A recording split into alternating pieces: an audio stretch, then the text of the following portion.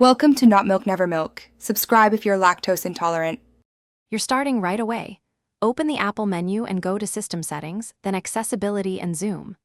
Once there, enable keyboard shortcuts and the scroll gesture with modifier option so you can zoom with your trackpad. Make sure the modifier key is set to Control for consistency, and pick a zoom style, full screen, split screen, or picture-in-picture, so you know how magnification will behave. This gets the tools active. Next, learn the gestures and shortcuts to control them fluidly. Now practice the controls. Hold the control modifier and use a 2-finger scroll on the trackpad to zoom in and out. Short, measured scrolls give precise control, while longer swipes move faster. Once done, return to Zoom settings and tweak the zoom level sliders, smoothing, and maximum magnification so text stays readable. Make sure Follow Focus options match your workflow.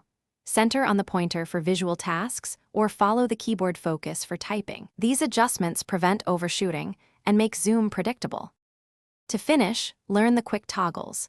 Use the built-in shortcut to enable or disable zoom and practice panning by moving the pointer or dragging in picture-in-picture mode. Make sure you can return to normal view quickly so you're never stuck magnified.